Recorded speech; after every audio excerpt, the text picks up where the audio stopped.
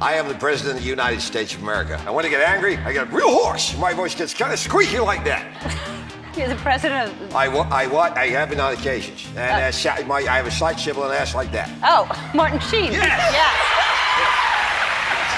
Steve Coogan doesn't need to change his appearance to become someone else. With just a shift in his voice, his expression, and the rhythm of his delivery, a completely different character appears. But what makes his impressions so entertaining is how they leave the person across from him both uncomfortable and unable to stop laughing. You do Sylvester Stallone, don't you? Yeah, I do. I like to do Sylvester Stallone as Hamlet.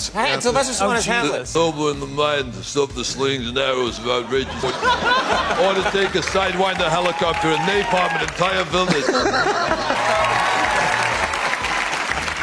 It's hard to know how many Sylvester Stallone movies Steve Coogan has watched, but this voice makes it clear the number is probably pretty high. His mother loving came out to bust his ass. What about you? I had one of those days. What about you, Alan? Yes, I've had one of those days, too. my mother sent me to the corner shop for a packet of lemon puffs, and I came back with happy faces. Michael Caine has one of the most imitated voices in Britain, and Jimmy Fallon was once pulled into that challenge, too, although the result wasn't exactly convincing. Yeah, if they wanted, if they were casting for a kind of Michael Caine character with a cold, you get the part. Oh my God! Thank you so much. I know. Yeah. Years ago, Years ago. spoke like that. Alfie. But these days, it's a little lower like that because he smoked so many cigars. It's a bit more like that. And then when you get emotional, you've got to make your voice crack like that.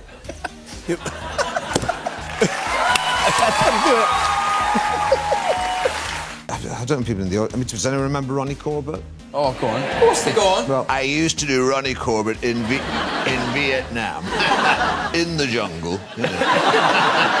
But out from the bushes. You don't remember the Viet Cong. When Steve Coogan, Rob Brydon, and Michael Caine appear together, the conversation quickly turns into a competition over who understands Michael Caine best. Tonight is about one very special man. Tonight is about, and by the way, What? You're only doing him, you can only do him with the cigar voice. That is not true. I could do the young Michael Caine talking like that, but I can also do the Batman. I can Like be that. a lot more No, you emotional. I do not want to And bury I another do- Batman. It denigrates his art and his creativity. You are taking the mickey out of me, and I do not like it. I don't like All right, everything what? from Alfie to Zulu. I love And Zulu. I- That was and a if- wonderful film. Zulu I was bet- one of his best films.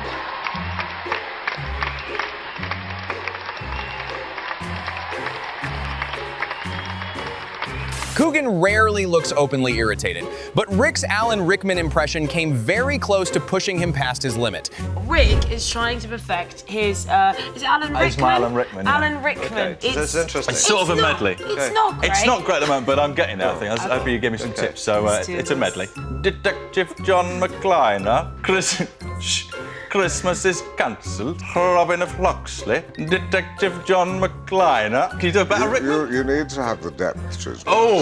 So you've got the accent, but he has a great sort of depth. Whoa! You open the back of your throat. Open the It's back like of people your who do Sean Connery and go, "My name's Bond, James Bond," and it's terrible. They get the accent, but they don't have any depth. If Michael Caine has ever grown tired of Steve Coogan imitating him, he should probably stay away from this clip. I don't want to say my name, because that would give it away. It would give it away, and I'm not prepared to do that, all right? All right, Master Wayne, I don't believe that you don't know. Michael Caine. Yes! Put Steve Coogan and Rob Brydon at the same table, and even a normal meal can turn into an endless impression battle. Hopefully that'll be an end to it. Do you Michael Caine? Did you see him in The Dark Knight Rises? And his voice gets even more emotional than it's ever done in the past before. And I won't make the voice. The voice goes even He's basically yodeling. And then Christian Bale says, He puts his tongue up in front. I want to be a bad man. I don't want to be a normal guy. But you sound deaf. Well, she's going to come out. I just wanted to start by just nixing one rumour. Rob Brydon are not a double act. We're not a double act. Will you let me finish? I'm just talking to the ladies and gentlemen. And once they both switch to Michael Caine's voice, the goal is no longer to sound more accurate, but to make the other person break character first. Who's your favourite person to impersonate? Whenever we do the trip, me and Rob, we always end up doing... There's two kinds of Michael Caine. The Michael Caine, older and a little bit more croaky like that. But... and then when he shouts, it totally changes again. But he gets very emotional. But he gets very emotional indeed. She was only 16 years old. She was only 16. You're only supposed to blow the bloody doors off. That's Michael Caine. Then it's easier. The phrase from the Bible, the New Testament, when Jesus said it's easier for a camel to pass through the eye of a needle than it is for a rich man to enter the kingdom of heaven. And a camel could not pass through the eye of the needle. What kind of needle? The needle that you would use for embroidery. No! No! What sort of needle? It means the kind of needle where the walls of a fortress or a city wall come together. There's a small gap that's big enough. A very small camel through perhaps one that's suffering from food poisoning or is bulimic to get that through. So it's not impossible for a rich man to enter the kingdom of heaven. Next comes Ian McKellen, a voice almost everyone recognizes, and the perfect target for Coogan to recreate in his own way. That's right. Yeah, bingo, 1 for 1. This man is someone who is very well known in the theatre, has a voice that projects itself so clearly that one... Ian McKellen. Yes.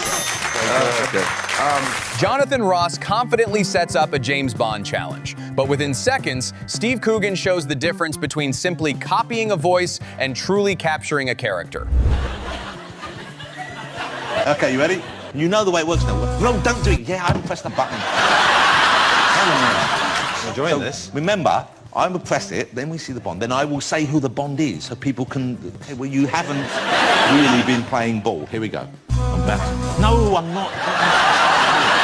My name's Bond, James Bond. Things could have turned out very nasty. It's terrible. It's not. He doesn't sound anything like that. Do that again. Okay, things could have turned out very nasty. My name is Bond, James Bond, 007, right? It's not. It was Ian McKellen. Well, say that again and say, all right, do that voice and go, you shall not pass. The name's Bond, James Bond, 007, licensed to kill. That's Ian McKellen. No, that was Timothy Dalton. That was good. That last one was good. For Coogan, acting is never just about the lines. It's the small details he adds that turn an ordinary scene into something memorable. Your teeth are insane in this movie. I don't know if the teeth are practically glowing. This character has all the money in the world, and he's clearly spent a fortune having these massive... I don't have that. We try and do the best we can with our teeth, not you Americans. I had to look like someone from LA, so I just put those teeth. So I laugh. Using nothing more than a computer, Steve Coogan recreates Stephen Hawking in a way that catches the entire studio off guard. That's right. Drink it there, nice and good. To do the Stephen Hawking story. Stephen Hawking story. The universe wasn't a very big place when there were stars and then you went and big black holes. If you took all the material Rob Brydon has done on Radio for Pedal and listened them end to end, they would still not be funny.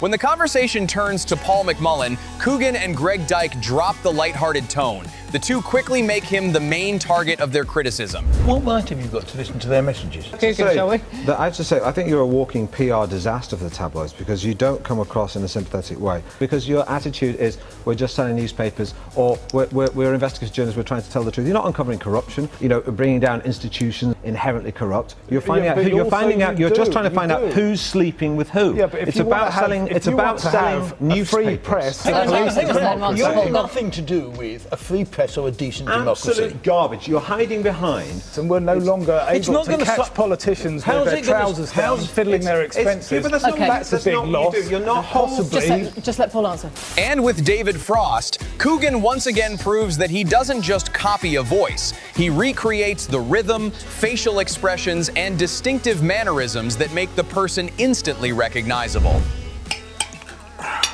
Do David Frost now, then. Let me see your David Frost. Hello, good evening, and welcome. Right, now do David Frost. Not big, do it small. The movie camera, Hello, good evening, and welcome.